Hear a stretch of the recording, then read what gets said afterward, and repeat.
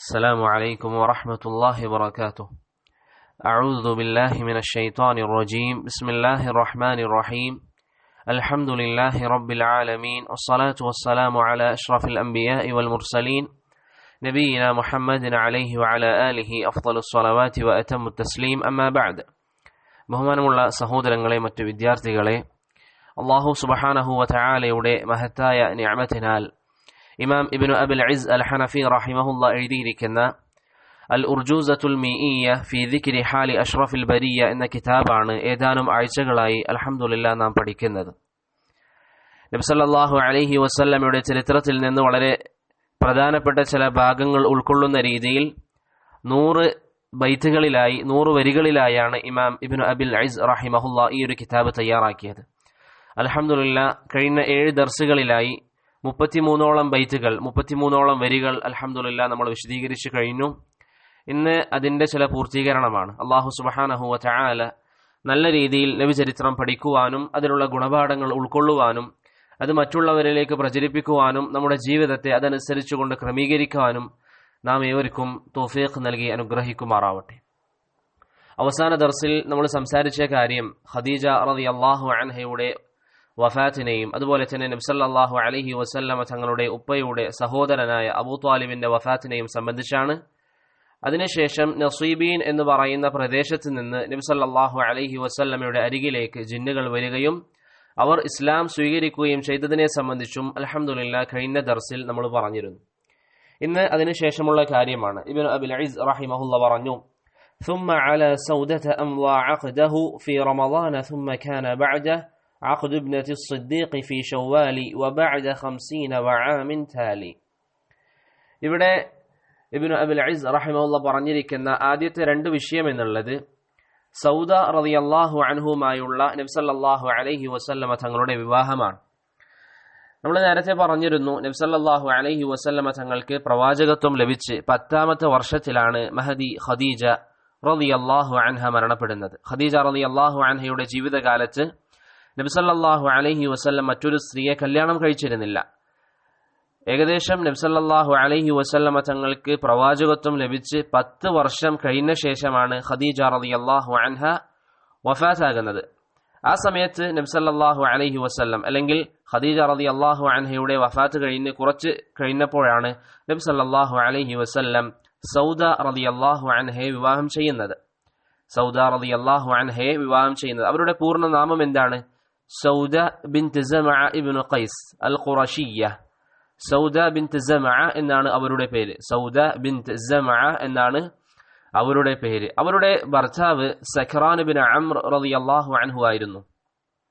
സൗദ റളിയല്ലാഹു അൻഹ ആദ്യം കല്യാണം കഴിച്ചത് സഖറാൻ ഇബ്നു അംർ റളിയല്ലാഹു അൻഹുവിനെയായിരുന്നു. അദ്ദേഹം സ്വഹാബിയാണ്.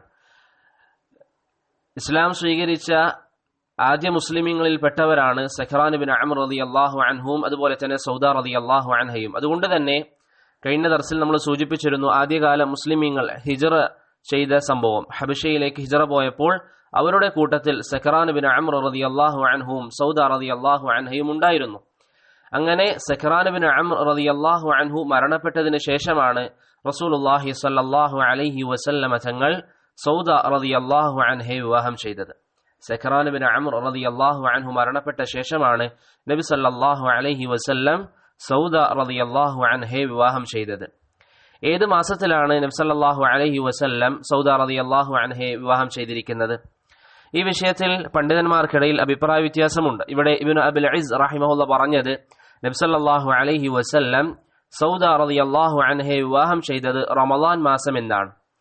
വേറെ ചില പണ്ഡിതന്മാർ പറഞ്ഞു നബി സല്ലല്ലാഹു അലൈഹി വസല്ലം സൗദ റളിയല്ലാഹു അൻഹയെ വിവാഹം ചെയ്തത് ഷവ്വാൽ മാസത്തിലാണ്. അപ്പോൾ ഈ 2 അഭിപ്രായങ്ങളും പണ്ഡിതന്മാർക്കിടയിൽ നിലനിൽക്കുന്നതായി കാണാം. റമളാൻ എന്നും ഷവ്വാൽ എന്നും പണ്ഡിതന്മാർ പറഞ്ഞിട്ടുണ്ട്.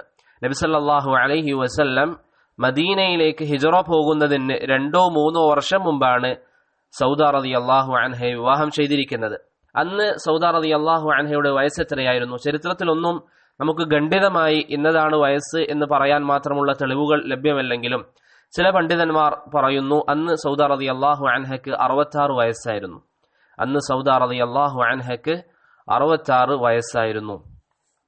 അപ്പോൾ ആദ്യം ഇവിടെ ഇബ്നു അബിൽ ഇസ് പറഞ്ഞിരിക്കുന്ന വിഷയം ഖദീജ റളിയല്ലാഹു അൻഹയുടെ വഫാത്തിന് ശേഷം നബി സല്ലല്ലാഹു അലൈഹി വസല്ലം വിവാഹം ചെയ്തത് സൗദ റളിയല്ലാഹു അൻഹയാണ്. അതിനുശേഷം പറഞ്ഞു ثم كان بعده عقد ابنة الصديق في شوال وبعد 50 وعام تالي. അതിനുശേഷം ആയിഷ റളിയല്ലാഹു അൻഹയെ നബി സല്ലല്ലാഹു അലൈഹി വസല്ലം വിവാഹം ചെയ്തതുമായി ബന്ധപ്പെട്ട് പറഞ്ഞു. ഇവിടെ പറഞ്ഞത് എന്താണ്? സൗദ റളിയല്ലാഹു അൻഹയെ വിവാഹം ചെയ്ത് അവരുടെ കൂടെ ജീവിതം ആരംഭിച്ച ശേഷമാണ് നബി സല്ലല്ലാഹു അലൈഹി വസല്ലം ആയിഷ റളിയല്ലാഹു അൻഹയെ വിവാഹം ചെയ്തത് എന്നാണ് ഇബ്നു അബിൽ ഇസ് റഹിമഹുല്ലാഹ് പറഞ്ഞത്. എന്നാൽ ഭൂരിപക്ഷം പണ്ഡിതന്മാരുടെ വീക്ഷണം അനുസരിച്ച് നബി സല്ലല്ലാഹു അലൈഹി വസല്ലം ആയിഷ റളിയല്ലാഹു അൻഹയെ നിക്കാഹ് ചെയ്തു. എന്നാൽ ഒന്നിച്ച് താമസം തുടങ്ങിയിട്ടില്ല. അതിനുശേഷമാണ് സൗദ റളിയല്ലാഹു അൻഹുവിന്റെ കൂടെ താമസം ആരംഭിച്ചത്. അപ്പോൾ സൗദ റളിയല്ലാഹു അൻഹയുടെ കൂടെ നബി സല്ലല്ലാഹു അലൈഹി വസല്ലം താമസം ആരംഭിക്കുന്നതിന് മുമ്പ് തന്നെ ആയിഷ റളിയല്ലാഹു അൻഹയുമായിട്ടുള്ള നബി സല്ലല്ലാഹു അലൈഹി വസല്ലമയുടെ നിക്കാഹ് നടന്നിരുന്നു. ഇതാണ് ഭൂരിപക്ഷം ഉലമാക്കളും പറയുന്നത്. അബുൽ ഫിദാ ഇബ്നു കസീർ, അതുപോലെ തന്നെ അബൂ നുഐം അൽ അസ്ബഹാനി തുടങ്ങിയ അഹ്ലു സുന്നത്തി വൽ ജമാഅത്തിന്റെ ചരിത്രകാരന്മാരായ പണ്ഡിതന്മാർ ഈ വിഷയം പറയുന്നതായി നമുക്ക് കാണാൻ സാധിക്കും.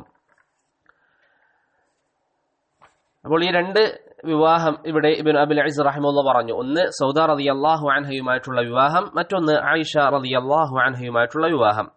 അതിനുശേഷം ഇബ്നു അബിൽ ഇസ് റഹിമഹുല്ലാഹ് പറഞ്ഞു വബഅദ 50 ആയിഷ റളിയല്ലാഹു അൻഹയെ കല്യാണം കഴിച്ചത് ഷവ്വാൽ മാസം എന്നാണ് ഇവിടെ ഇബ്നു അബിൽ ഇസ് പറഞ്ഞത്. ബറക്കല്ലാഹു ഫീക്കും. അതിനുശേഷം ഇവിടെ പറഞ്ഞ കാര്യം എന്താണ്? വബഅദ 50 വആമിൻ താലി ഉസ്രിയ ബിഹി വസ്സലവാതു ഫുരിദത് 5 ബി50 കമാ ഖദ് ഹുഫിദത്. അതിനുശേഷം നബി സല്ലല്ലാഹു അലൈഹി വസല്ലമ തങ്ങളുടെ ചരിത്രത്തിൽ വലിയ മുഅ്ജിസത്തായ ഇസ്രാഇനെയും മിഅ്റാജിനെയും സംബന്ധിച്ച് ഇവിടെ സൂചിപ്പിച്ചു. ഇസ്രാഇനെയും മിഅ്റാജിനെയും സംബന്ധിച്ച് ഇവിടെ സൂചിപ്പിച്ചു. ഇവിടെ ആദ്യമായി നമ്മൾ മനസ്സിലാക്കേണ്ട ഒരു കാര്യം, ബറക്കല്ലാഹു ഫീക്കും, എന്താണ് ഇസ്രാ മിഅ്റാജ് എന്ന് പറഞ്ഞാൽ? ഇന്നും പല ആൾക്കാർക്കും അതിന്റെ അർത്ഥം അറിയില്ല. ബഹുമാനമുള്ളവരെ, ഇസ്രാ എന്ന് പറയുന്നത് നബി സല്ലല്ലാഹു അലൈഹി വസല്ലം മക്കയിൽ നിന്ന് ബൈത്തുൽ മഖ്ദിസിലേക്ക് പോയതിനാണ്, ആ യാത്രക്കാണ്, രാത്രിയിലുള്ള യാത്രക്കാണ് ഇസ്രാ എന്ന് പറയുന്നത്. ഇസ്രാ എന്ന് പറഞ്ഞാൽ നബി സല്ലല്ലാഹു അലൈഹി വസല്ലം തങ്ങൾ മക്കയിൽ നിന്ന് ബൈത്തുൽ മഖ്ദിസിലേക്ക്, ഫലസ്തീനിലുള്ള ബൈത്തുൽ മഖ്ദിസിലേക്ക് നബി സല്ലല്ലാഹു അലൈഹി വസല്ലം രാത്രി ചെയ്തിരിക്കുന്ന യാത്രക്കാണ് എന്ന് പറയുക ഇസ്രാ എന്ന് പറയുന്നത്. മിഅ്റാജ് എന്ന് പറഞ്ഞാൽ ബൈത്തുൽ മഖ്ദിസിൽ നിന്നും നബി സല്ലല്ലാഹു അലൈഹി വസല്ലം ആകാശത്തേക്ക് നടത്തിയിരിക്കുന്ന യാത്രക്കാണ് മിഅ്റാജ് എന്ന് പറയുന്നത്. ഇന്നും പല ആൾക്കാരും ധാരണ ആകാശത്തേക്ക് പോകുന്നതിനാണ് ഇസ്രാ മിഅ്റാജ്. അല്ല, ഇസ്രാ എന്ന് പറയുന്നത് മക്കയിൽ നിന്ന് ഫലസ്തീനിലെ ബൈത്തുൽ മഖ്ദിസിലേക്ക് പോയതിനാണ് ഇസ്രാ എന്ന് പറയുക. അവിടുന്ന് ആകാശത്തേക്ക് പോയതിനാണ് എന്ത് പറയുക? മിഅ്റാജ് എന്നും പറയുക. അപ്പോൾ ആ ഒരു വാസ്തവം, ആ ഒരു അടിസ്ഥാനപരമായ കാര്യം നമ്മൾ ആദ്യം മനസ്സിലാക്കുക. രണ്ടാമത്തെ കാര്യം, ബറക്കല്ലാഹു ഫീക്കും, എപ്പോഴാണ് ഇസ്രാ മിഅ്റാജ് സംഭവിച്ചിരിക്കുന്നത്? നബി സല്ലല്ലാഹു അലൈഹി വസല്ലമ തങ്ങൾക്ക് 51 വയസ്സ് അല്ലെങ്കിൽ 51 വയസ്സ് തികഞ്ഞ ശേഷമാണ് ഇസ്രാ മിഅ്റാജ് നടക്കുന്നത്. ഇബ്നു അബിൽ ഇസ് ഇവിടെ പറഞ്ഞു വബഅദ 50 വആമിൻ താലി, 51 അല്ലെങ്കിൽ 51 വയസ്സ് പൂർത്തിയായതിനു ശേഷമാണ് ഇസ്രാ മിഅ്റാജ് നടക്കുന്നത്. അതായത് പ്രവാചകത്വം ലഭിച്ച് 10 വർഷ ശേഷമാണ് ഇസ്രാ മിഅ്റാജ് നടക്കുന്നത്. 10 വർഷ ശേഷമാണെന്ന കാര്യത്തിൽ പണ്ഡിതന്മാർക്കിടയിൽ അഭിപ്രായ ഭിന്നതയില്ല. പക്ഷേ പ്രവാചകത്വം ലഭിച്ചതിന് ശേഷം 11ാമത്തെ വർഷമാണോ അതല്ല 12ാമത്തെ വർഷമാണോ നടന്നത് എന്ന കാര്യത്തിൽ പണ്ഡിതന്മാർക്കിടയിൽ അഭിപ്രായ ഭിന്നതയുണ്ട്. എന്നിരുന്നാലും 10 വർഷ ശേഷമാണ് ഇത് നടന്നത് എന്ന കാര്യത്തിൽ തർക്കമില്ല. അത് 11ാമത്തെ വർഷമാണോ അതല്ല 12ാമത്തെ വർഷമാണോ എന്ന കാര്യത്തിൽ പണ്ഡിതന്മാർക്കിടയിൽ അഭിപ്രായ വ്യത്യാസം നിലനിൽക്കുന്നുണ്ട്. ഇമാം ഇബ്നു ഹസ്ം റഹിമഹുല്ലാഹ് പറഞ്ഞു 12 കാര്യത്തിൽ ഒരു തർക്കവുമില്ല. പക്ഷേ അദ്ദേഹം ഉദ്ധരിച്ചിരിക്കുന്നത് ശരിയല്ല. ഇമാം സ്വാലിഹി അദ്ദേഹത്തിന്റെ സുബുലുൽ ഹുദാ വർ റഷാദിൽ ഇബ്നു ഹസ്ം റഹിമഹുല്ലാഹ് ഉദ്ധരിച്ചിരിക്കുന്ന ഇജ്മാഅ് തെറ്റാണെന്ന് പറഞ്ഞിട്ടുണ്ട്. അപ്പോൾ എന്നിരുന്നാലും നബി സല്ലല്ലാഹു അലൈഹി വസല്ലമ തങ്ങൾ ഇസ്രാ മിഅ്റാജ് നടത്തിയത് പ്രവാചകന് 51 വയസ്സ് തികഞ്ഞ ശേഷമാണ്.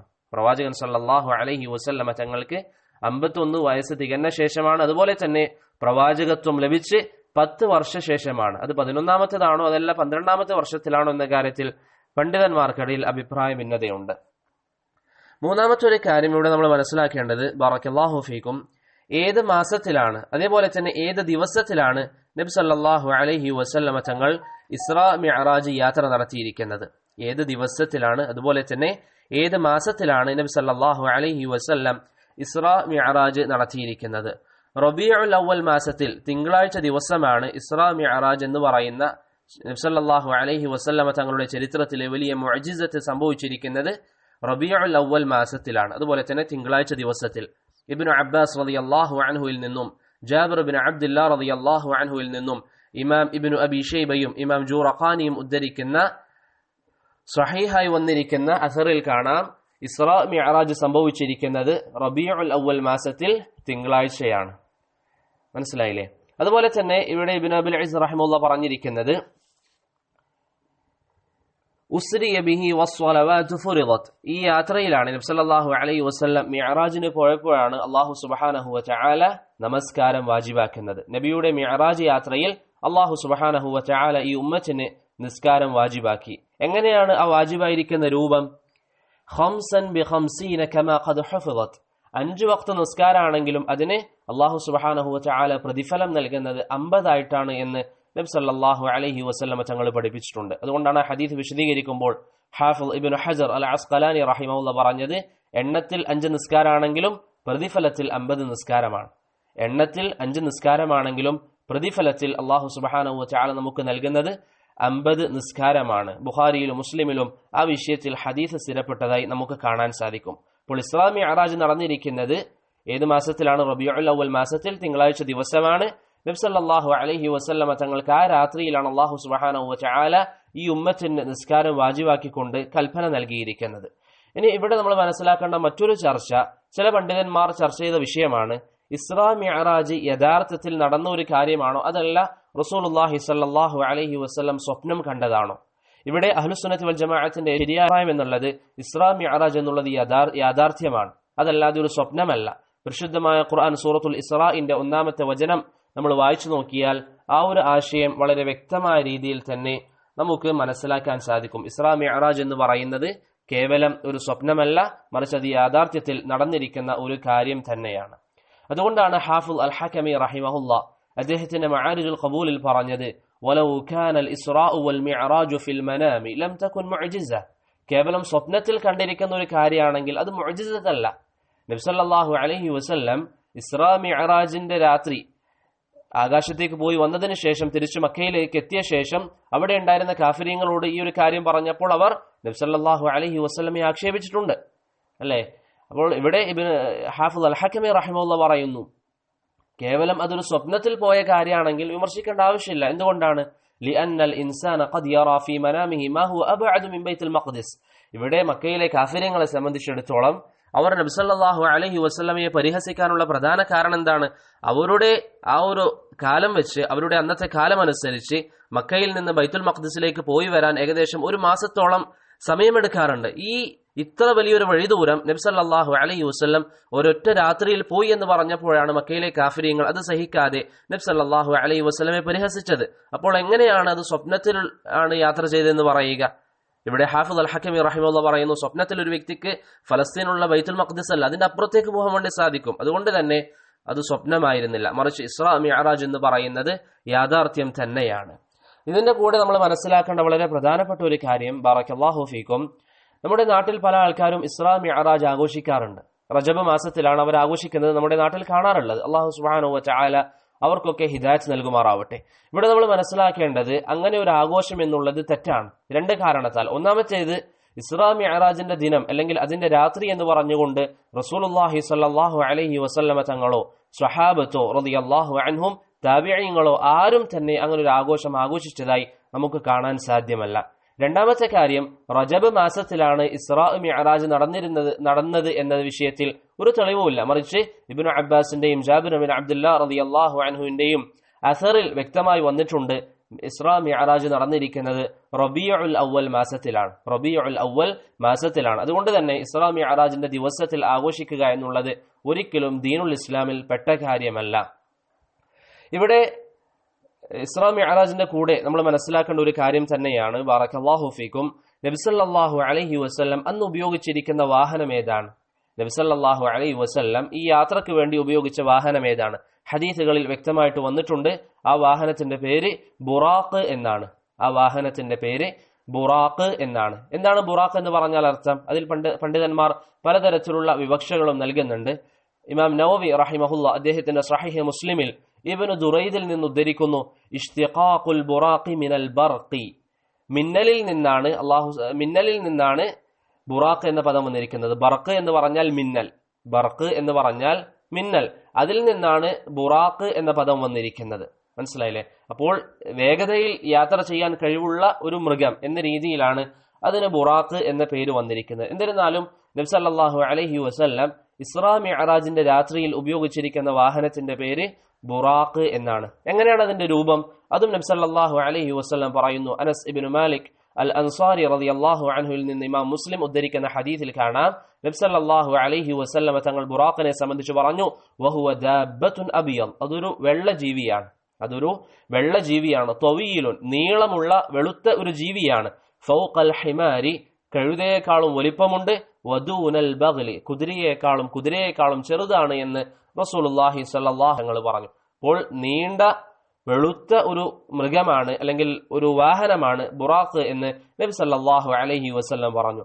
ഇമാം തിർമിദി ഉദ്ധരിച്ചിരിക്കുന്ന ഹദീസിൽ കാണാം, മുൽജമൻ മുസ്റജൻ എന്ന് പറഞ്ഞാൽ അതിന്റെ കടിഞ്ഞാണുണ്ടായിരുന്നു. ആ ഒരു ജീവിക്ക് നബി സല്ലല്ലാഹു അലൈഹി വസല്ലം തങ്ങൾക്ക് യാത്ര ചെയ്യാൻ കൊണ്ടുവന്നിരിക്കുന്ന ബുറാഖിന്റെ കടിഞ്ഞാണുണ്ടായിരുന്നു. വായുടെ ഭാഗത്ത് യാത്ര ചെയ്യുന്ന ആൾക്കാർക്ക് ഈ മൃഗത്തെ നിയന്ത്രിക്കാൻ വേണ്ടി ഉപയോഗിക്കുന്നതിനാണ് ലിജാം എന്ന് പറയുക, അതുമുണ്ടായിരുന്നു. അതുപോലെ തന്നെ മുസ്റജൻ, ആൾക്കാർക്ക് ഇരിക്കാനുള്ള ഇരിപ്പിടവും അതിന്റെ മുകളിൽ ഉണ്ടായിരുന്നു. പൊതുവെ കുതിരപ്പുറത്തൊക്കെ നമ്മൾ ഇരിപ്പിടം കാണാറുണ്ട്, അതുപോലെയുള്ള ഇരിപ്പിടവും ആ ജീവിയുടെ മുകളിൽ ഉണ്ടായിരുന്നു എന്ന് റസൂലുള്ളാഹി സ്വല്ലല്ലാഹു അലൈഹി വസല്ലം തങ്ങൾ പറഞ്ഞു. അപ്പോൾ അതാണ് ഈ ഒരു ബുറാഖിന്റെ വിശേഷണമായി ഹദീസുകളിൽ വന്നിരിക്കുന്നത്. ഇതിന്റെ കൂടെ നമ്മൾ മനസ്സിലാക്കേണ്ട ഒരു കാര്യം, ബഹുമാനമുള്ളവരെ, ബറക്കല്ലാഹു ഫീക്കും, ബുറാഖിന് ചിറകുകളുണ്ടോ? നമ്മളിപ്പോൾ യൂട്യൂബിലൊക്കെ അല്ലെങ്കിൽ ഗൂഗിളിലൊക്കെ ബുറാഖ് എന്ന് സെർച്ച് ചെയ്ത് കൊടുത്താൽ നമുക്ക് കാണാൻ പറ്റുന്നത് എന്താ? ഒരു കുതിരയ്ക്ക് ചിറകൊക്കെ വെച്ചിട്ട് ഇങ്ങനെ ഫോട്ടോ കാണാൻ പറ്റും.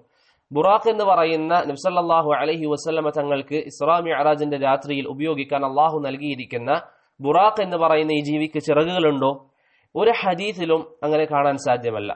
സ്വീകാര്യമായി വന്നിരിക്കുന്ന നബി സല്ലല്ലാഹു അലൈഹി വസല്ലമയിൽ നിന്നോ അല്ലെങ്കിൽ സ്വഹാബത്തിൽ നിന്നോ വന്നിരിക്കുന്ന ഒരു അഥറിൽ പോലും ബുറാഖിന് ചിറകുകളുണ്ട് എന്ന് സ്ഥിരപ്പെട്ടതായി എവിടെയും കാണാൻ സാധ്യമല്ല. അങ്ങനെ ചില ഉദ്ധരണികൾ വന്നിട്ടുണ്ടെങ്കിലും അതൊക്കെ ഒന്നിക്കൽ ദുർബലമായതോ അല്ലെങ്കിൽ കെട്ടിച്ചമക്കപ്പെട്ടതോ ആണ്. ഹാഫിദ് ഇബ്നു ഹജർ അൽ അസ്ഖലാനിയും അതുപോലെ തന്നെ ഇമാം ഇബ്നുൽ ജൗസിയും റഹിമഹുമുല്ലാഹ് ഈ വിഷയം നമുക്ക് വിശദീകരിക്കുന്നതായി കാണാൻ സാധിക്കും. അതുകൊണ്ട് തന്നെ ബുറാഖ് എന്ന് പറയുന്ന ജീവിക്ക് ചിറകുകളുണ്ട് എന്ന് ആൾക്കാർ പറഞ്ഞു പ്രചരിപ്പിക്കുന്നത് ഒരിക്കലും വ്യക്തമായ സനദോടുകൂടി അല്ലെങ്കിൽ നബി സല്ലല്ലാഹു അലൈഹി വസല്ലമയിൽ നിന്നോ അല്ലെങ്കിൽ സ്വഹാബത്തിൽ നിന്നോ സ്ഥിരപ്പെടാത്ത കാര്യമാണ്. അതുപോലെ തന്നെ ബുറാഖുമായി ബന്ധപ്പെട്ട് നമ്മൾ മനസ്സിലാക്കേണ്ട മറ്റൊരു കാര്യം, ബറക്കല്ലാഹു ഫീക്കും, ഈ ബുറാഖ് എന്ന് പറയുന്ന ഈ ഒരു ജീവി നബി സല്ലല്ലാഹു അലൈഹി വസല്ലമ തങ്ങൾക്ക് മാത്രം അള്ളാഹു നൽകിയിരിക്കുന്നതാണോ? നബി സല്ലല്ലാഹു അലൈഹി വസല്ലമ തങ്ങൾക്ക് യാത്ര ചെയ്യാൻ മാത്രം അള്ളാഹു നൽകിയിരിക്കുന്നതാണോ? വ്യക്തമായി ഖണ്ഡിതമായി ഒന്നും ലഭിച്ചിട്ടില്ല ഈ വിഷയത്തിൽ. ഇത് നബി സല്ലല്ലാഹു അലൈഹി വസല്ലമ തങ്ങൾക്ക് ഖാസായിട്ടുള്ളതാണോ എന്നോ അല്ലെങ്കിൽ മറ്റുള്ള പ്രവാചകന്മാർക്കുള്ളതാണെന്ന് വ്യക്തമായിട്ട് എവിടെയും വന്നില്ല. എന്നാലും ഹദീസിൽ ചില സൂചനകൾ നമുക്ക് കാണാൻ സാധിക്കും. ഇത് ബാക്കിയുള്ള പ്രവാചകന്മാർക്കും അല്ലാഹു സുബ്ഹാനഹു വ തആല നൽകിയിട്ടുണ്ട്. ഒരു ഉദാഹരണം ഞാൻ പറയാം. ബുറാഖിന്റെ വിശദീകരണം പറഞ്ഞപ്പോൾ ഇമാം മുസ്ലിം ഉദ്ധരിക്കുന്ന ഹദീസിൽ നബി സല്ലല്ലാഹു അലൈഹി വസല്ലം പറഞ്ഞു, ഈ ബുറാഖുമായി ബൈത്തുൽ മഖ്ദിസിലേക്ക് യാത്ര ചെയ്തതിനു ശേഷം അവിടെ അമ്പിയാക്കൾ ഇതിനെ കെട്ടിയിടുന്ന സ്ഥലത്താണ് നബി സല്ലല്ലാഹു അലൈഹി വസല്ലമ തങ്ങളും കെട്ടിയിട്ടത് എന്ന് ഹദീസിൽ കാണാൻ സാധിക്കും. അപ്പോൾ ഈ ഇങ്ങനെയുള്ള ചില സൂചനകൾ വെച്ചുകൊണ്ട് ഹാഫിദ് ഇബ്നു ഹജർ അൽ അസ്ഖലാനി റഹിമഹുല്ലാ പറയുന്നു, മുൻഗാമികളായ മറ്റിതര പ്രവാചകന്മാരും ബുറാഖ് ഉപയോഗിച്ചിട്ടുണ്ട്. അതല്ലാതെ നബി സല്ലല്ലാഹു അലൈഹി വസല്ലമ തങ്ങൾക്ക് മാത്രം ഖാസായിരിക്കുന്ന പ്രത്യേകമായിട്ട് അള്ളാഹു നൽകിയിരിക്കുന്ന ഒരു കാര്യമല്ല ബുറാഖ് എന്ന് ഇബ്നു ഹജർ അൽ അസ്ഖലാനി റഹിമഹുല്ലാ അദ്ദേഹത്തിന്റെ ഫത്ഹുൽ ബാരിയിൽ പറയുന്നതായി കാണാൻ സാധിക്കും. അതിനെ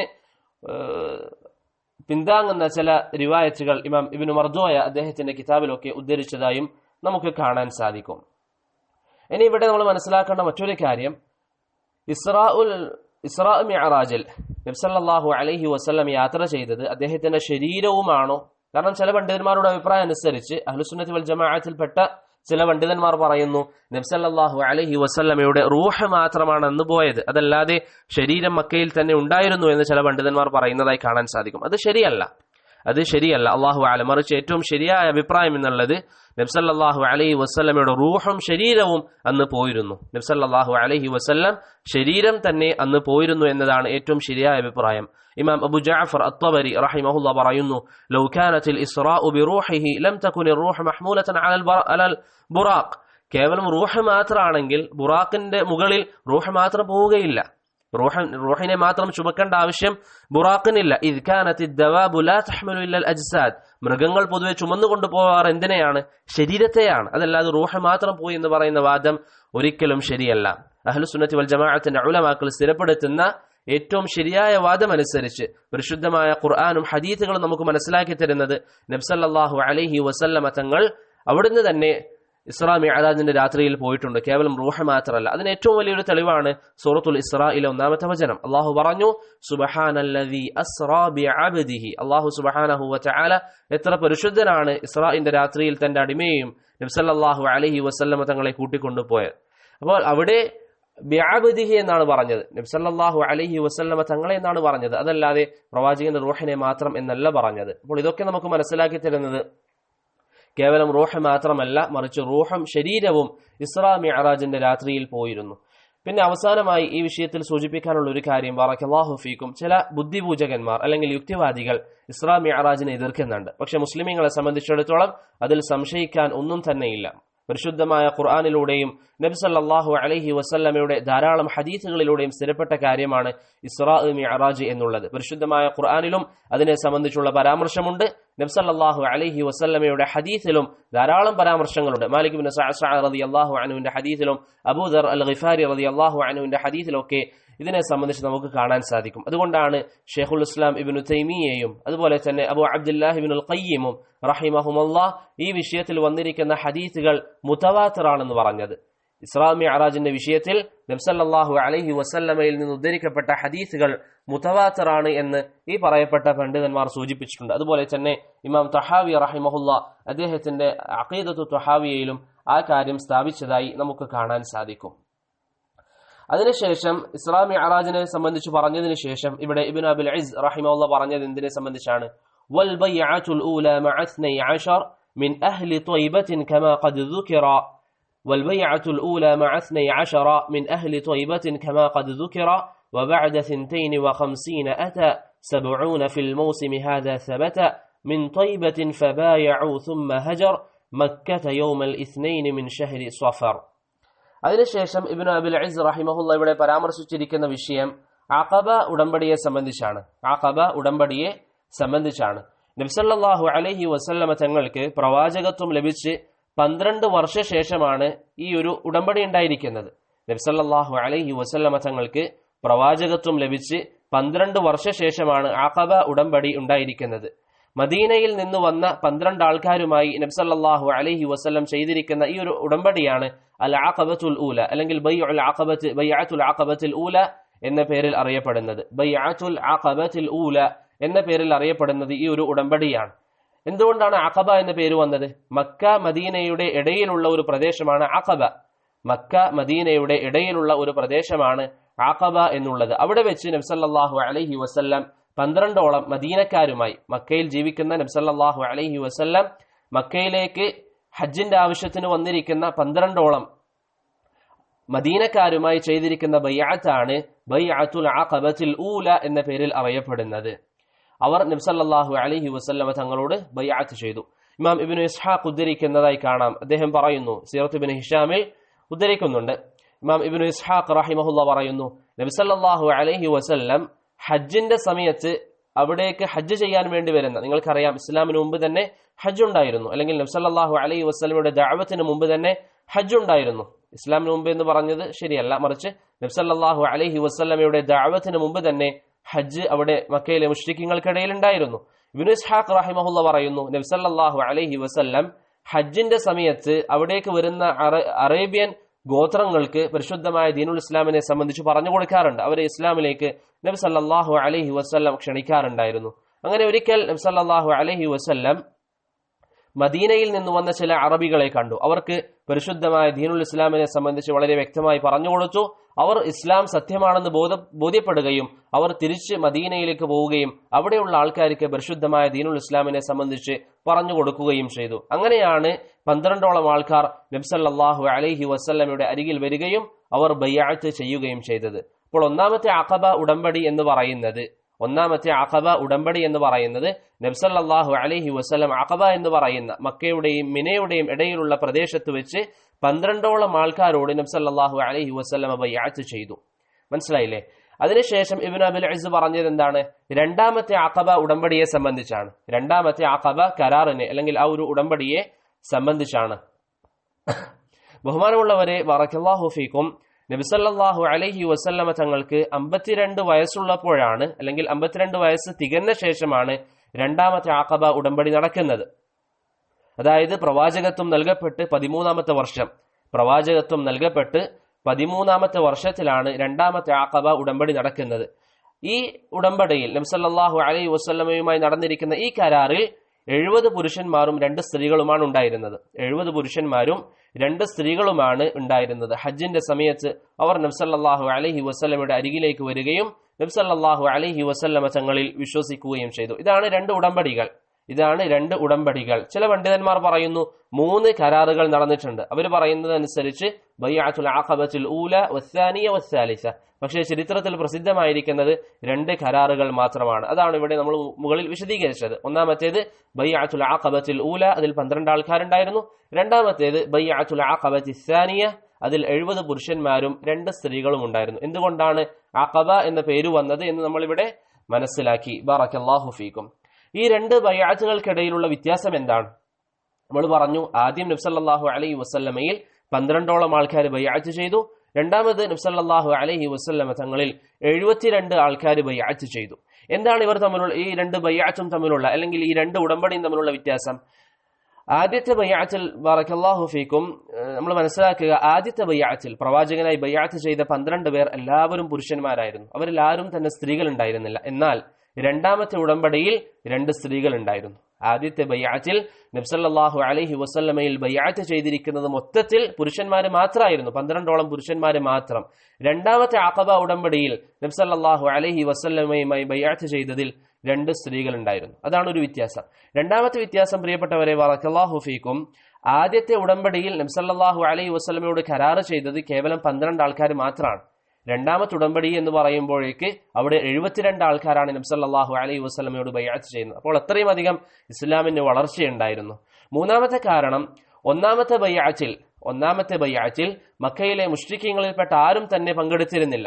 രണ്ടാമത്തെ ബൈഅത്തിൽ നബി സല്ലല്ലാഹു അലൈഹി വസല്ലമ തങ്ങളുടെ ഉപ്പയുടെ സഹോദരനായ അബ്ബാസ് ബിൻ അബ്ദുൽ മുത്തലിബ് അതിൽ പങ്കെടുത്തിരുന്നു.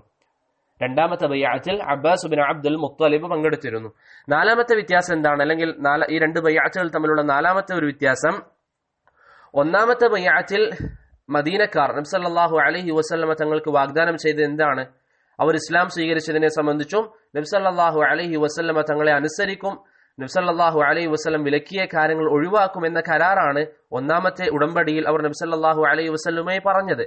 എന്നാൽ രണ്ടാമത്തെ ഉടമ്പടിയിൽ കേവലം അവർ ഇസ്ലാം സ്വീകരിക്കുക മാത്രമല്ല, മറിച്ച് പ്രവാചകൻ സല്ലല്ലാഹു അലൈഹി വസല്ലമയെ അവരുടെ നാടായ മദീനയിലേക്ക് ക്ഷണിക്കുകയും മദീനയിൽ എല്ലാവിധ സംരക്ഷണവും നബി സല്ലല്ലാഹു അലൈഹി വസല്ലമ തങ്ങൾക്ക് അവർ വാഗ്ദാനം ചെയ്യുകയും ചെയ്തു. അതാണ് ഈ 2 ഉടമ്പടികൾ തമ്മിലുള്ള വ്യത്യാസം. ബൈഅത്തുൽ അഖബത്തുൽ ഊല, ബൈഅത്തുൽ അഖബത്തുൽ സാനിയ. ഈ 2 ഉടമ്പടികൾ തമ്മിലുള്ള പ്രധാനപ്പെട്ട 4 വ്യത്യാസങ്ങളാണ് ഇവിടെ നമ്മൾ സൂചിപ്പിച്ചത്. അതിനുശേഷം ഇബ്നു അബിൽ ഇസ് റഹിമഹുല്ലാ ഇവിടെ പരാമർശിച്ചിരിക്കുന്ന വിഷയം നബി സല്ലല്ലാഹു അലൈഹി വസല്ലമ തങ്ങളുടെ ഹിജ്റയെ സംബന്ധിച്ചാണ്. നബി സല്ലല്ലാഹു അലൈഹി വസല്ലം മദീനയിലേക്ക് ഹിജ്റ ചെയ്തതിനെ സംബന്ധിച്ച് അതിനെന്ത് പറഞ്ഞു? ثم هجر مكة يوم الاثنين من شهر صفر. സഫർ മാസത്തിൽ നബി സല്ലല്ലാഹു അലൈഹി വസല്ലം ഹിജ്റ പോയി എന്ന് ഇവിടെ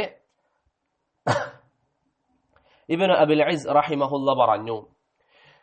ബഹുമാനമുള്ളവരെ, നബി സല്ലല്ലാഹു അലൈഹി വസല്ലം ഹിജ്റ പുറപ്പെട്ടത് തിങ്കളാഴ്ച ദിവസത്തിലാണ്. നബി സല്ലല്ലാഹു അലൈഹി വസല്ലമ തങ്ങൾ ഹിജ്റ പുറപ്പെട്ടത് തിങ്കളാഴ്ച ദിവസമാണ്. ഇബ്നു അബിൽ ഇസും ഇവിടെ പറഞ്ഞതുപോലെ അത് ഏകദേശം എല്ലാ പണ്ഡിതന്മാരും പറയുന്ന കാര്യമാണ്. എന്നാൽ ഏത് മാസത്തിലാണ് പ്രവാചകൻ ഹിജ്റ പോയത് മദീനയിലേക്ക്?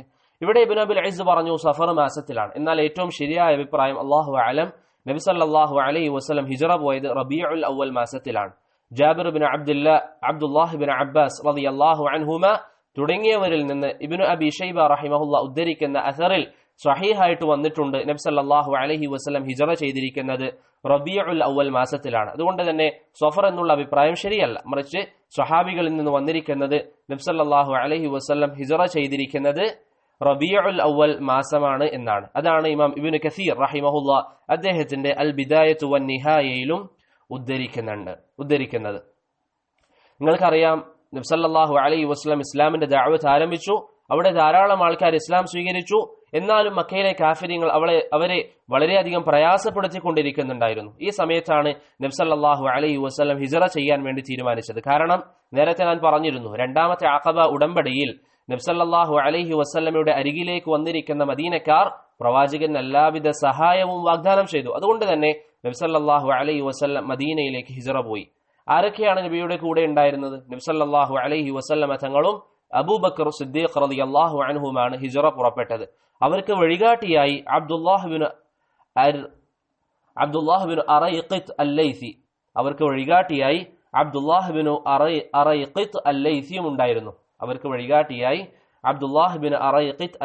ഉണ്ടായിരുന്നു. അദ്ദേഹം കാഫിറായിരുന്നു. എന്നാലും വഴിയുടെ വിഷയത്തിൽ വളരെ അഗ്രഗണ്യനായിരുന്നു. അവർക്ക് മക്കയിലേക്ക് അല്ലെങ്കിൽ മദീനയിലേക്കുള്ള എല്ലാ വഴികളും അല്ലെങ്കിൽ അധിക വഴികളും ഇദ്ദേഹത്തിന് വളരെ നല്ല രീതിയിൽ അറിയുന്നത് കൊണ്ട് തന്നെയാണ് നബി സല്ലല്ലാഹു അലൈഹി വസല്ലം അദ്ദേഹത്തെയും കൂടെ കൂട്ടിയത്. അദ്ദേഹത്തിന്റെ പേര് അബ്ദുല്ലാഹ് ബിൻ അറൈഖിത്ത് അല്ല, മറിച്ച് അബ്ദുല്ലാഹ് ബിൻ ഉറൈഖിത്ത്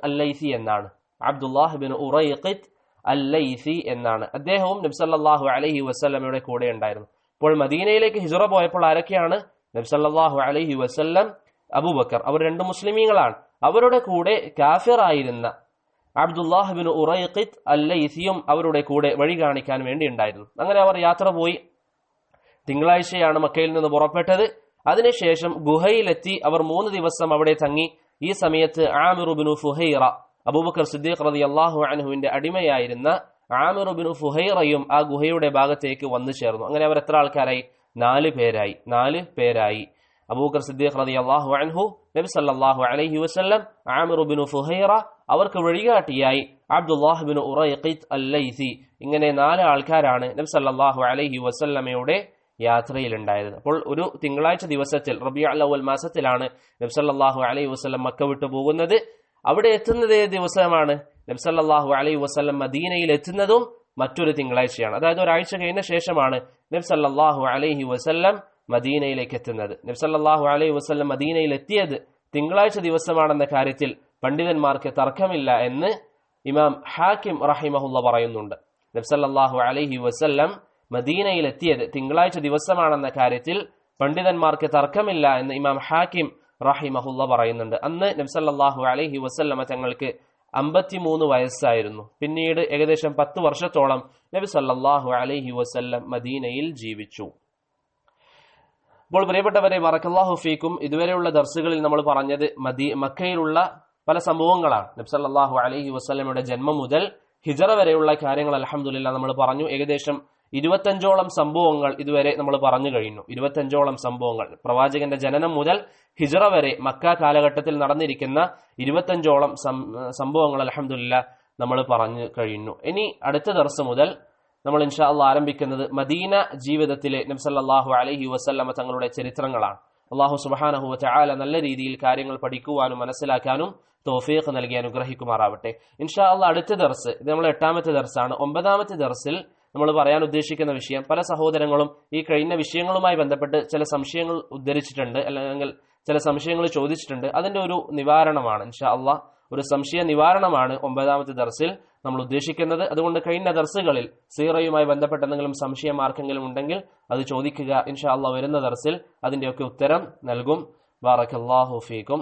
സുബ്ഹാനല്ലാഹി ബിഹംദിഹി സുബ്ഹാനകല്ലാഹുമ്മ ബിഹംദിക് അഷ്ഹദു അൻ ലാ ഇലാഹ ഇല്ലാ അൻത അസ്തഗ്ഫിറുക വഅതൂബു ഇലൈക്. വസ്സലാമു അലൈക്കും വറഹ്മത്തുള്ളാഹി വബറകാതുഹു.